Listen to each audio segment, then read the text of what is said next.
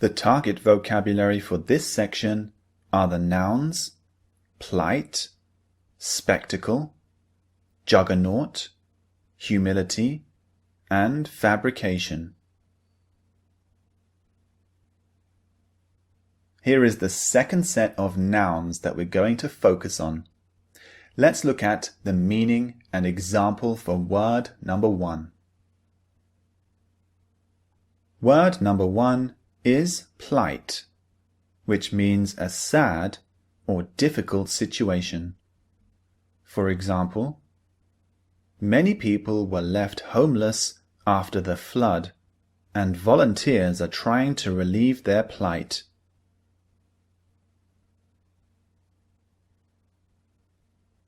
Many people were left homeless by the floods.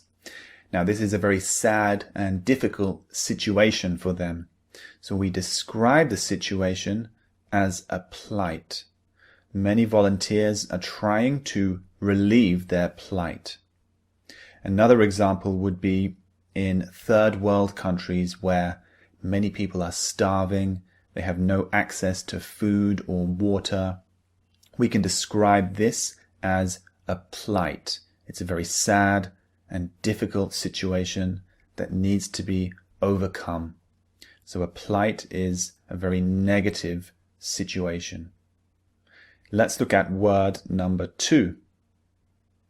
Word number 2 is spectacle, which means an event that is exciting or unusual to watch. For example, the whole city came to watch the spectacle of the Queen's historic visit.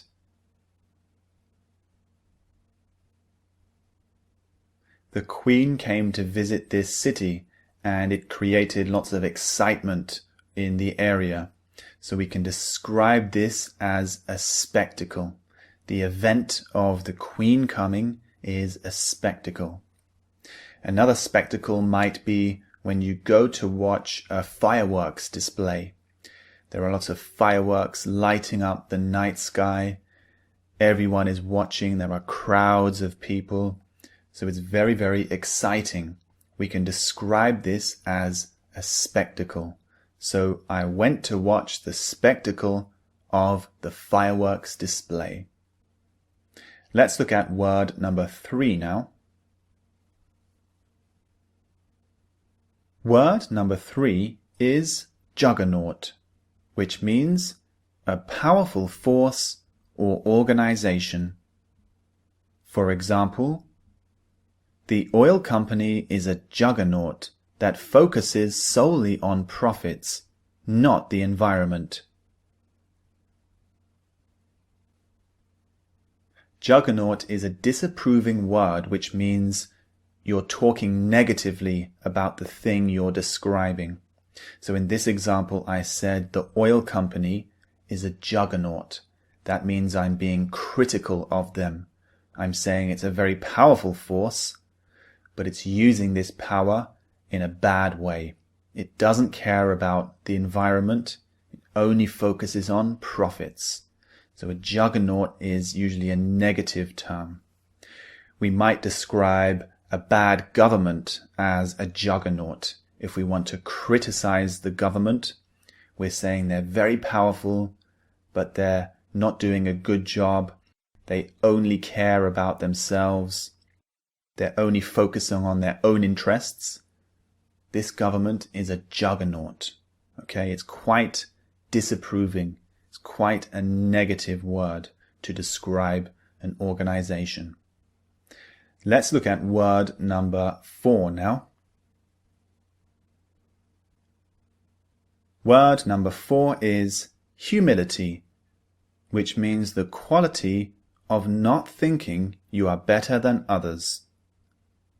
For example, he has already achieved more than most people ever will, but his humility is always clear to see.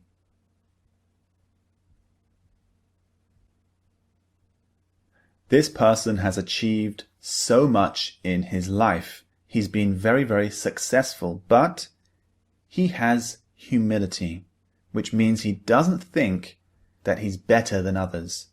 He doesn't look down on other people and think that he's the best. He treats everyone as an equal. Having humility is a very, very good quality in someone. So if we describe someone as having humility, we're saying they're a very good person. Imagine that my friend enters an art contest. He tries very hard, he paints a beautiful picture, but he doesn't win.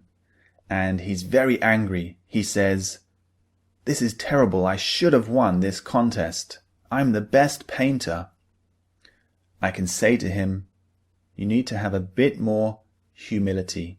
You shouldn't always think you're going to win or that you're the best and above everyone else.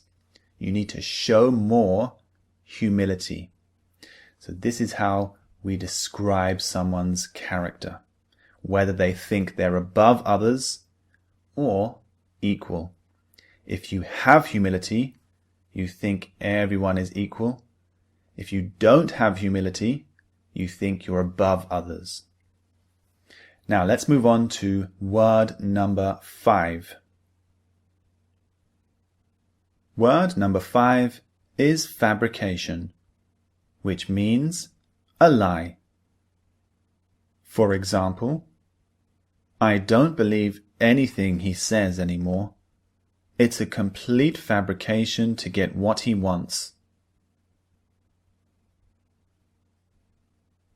This person doesn't trust his friend anymore. His friend is lying for his own personal benefit, for his own gain. So everything he says is a fabrication. It's all a lie. He doesn't trust him anymore. Imagine there's a company that I invest in, but it turns out the company is a fake. They lied to me about their profits, about their financial report. I can say, I totally regret investing in this company. Everything they said was a complete fabrication. That means it was completely made up. Their financial report was made up. It was all a lie. So I regret it deeply. This is fabrication. Now it's time to move on to the pronunciation training. I'll see you in the next lecture.